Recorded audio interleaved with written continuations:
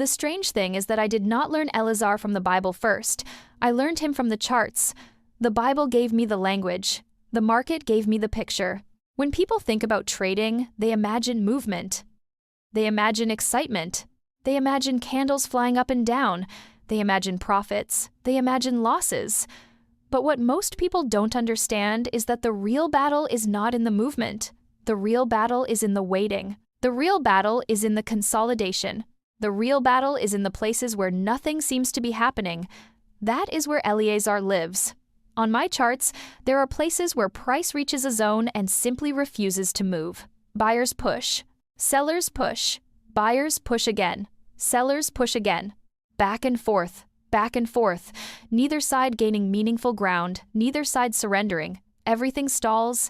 Everything compresses. Everything tightens. At first, I hated those places. I wanted movement. I wanted momentum. I wanted certainty. I wanted the market to pick a direction. Instead, it would sit there. Hours sometimes, an entire trading session sometimes, occasionally even longer. And I would become frustrated. Because I wanted resolution. I wanted answers. I wanted immediate confirmation that I was right, but the market kept teaching me the same lesson. Hold your position. Trust what you know. Wait.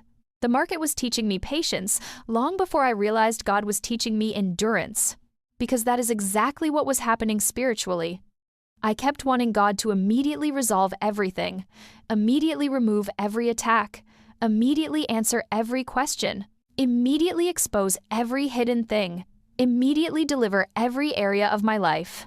And yet what I found myself in was a season of holding ground, a season of standing, a season where God was not asking me to advance. He was asking me not to retreat. There is a difference. Sometimes victory is taking territory. Sometimes victory is refusing to surrender territory. Eleazar was not conquering a new city. He was defending what already belonged to God. And that became a profound revelation for me, because the enemy was trying to convince me that I was fighting to gain something.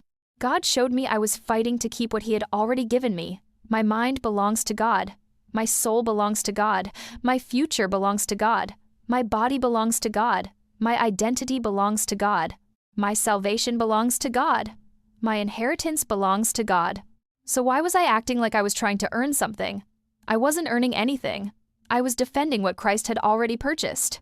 That changed everything. In trading, there are moments where price sweeps above a level and then immediately drops. Other times, it sweeps below a level and immediately reverses. The purpose is to shake people out, to make them abandon their positions, to make them panic, to make them doubt, to make them believe they were wrong. The market calls it liquidity. I started calling it pressure. And spiritually, I noticed the same thing. The attacks would intensify right before breakthrough. The fear would intensify right before peace. The doubt would intensify right before clarity. The exhaustion would intensify right before rest. It was as if something was constantly trying to get me to abandon my position, abandon my trust, abandon my confidence in God, abandon the word, abandon the promise, abandon the fight. And every time I wanted to quit, Eleazar would come back into my mind, his hand clinging to the sword, not because he was strong, but because he refused to let go. That became my prayer. Lord, let my hand cling to the sword. Not because I understand everything, not because I feel victorious every day, not because I always know what you are doing, but because I refuse to let go of your word. The other thing the market taught me was that consolidation is not inactivity. It only looks like inactivity. Underneath the surface, positions are being established, orders are being filled, pressure is building. Momentum is gathering. A future move is being prepared. What looks like stagnation is actually preparation. And that hit me hard, because for years I thought I was stuck. I thought I was going in circles. I thought nothing was changing. I thought God had forgotten me. But what if I wasn't stuck? What if God was preparing something? What if this entire season was an Eleazar season? What if the reason I kept returning to the battlefield was because the Lord was teaching me how to stand, not run, not panic, not chase? Stand. The market taught me that eventually consolidation ends. Eventually one side breaks. Eventually direction emerges. Eventually the battle resolves. Eventually the structure changes. And every single time that happens, I think about the scripture again, is greater than. And the Lord wrought a great victory that day. Not Eleazar, the Lord. Eleazar's job was to stand. God's job was to bring the breakthrough. That realization brought me tremendous peace, because it meant I didn't have to force the outcome.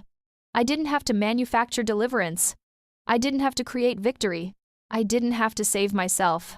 I simply had to stand, to hold the ground God had given me, to keep my hand on the sword, to keep speaking His word, to keep blessing what He blesses, to keep rejecting agreements that do not come from Him, to keep trusting Him when I cannot see. And eventually, just like every consolidation on the chart, the breakthrough comes, not because I forced it, but because the Lord brought the victory.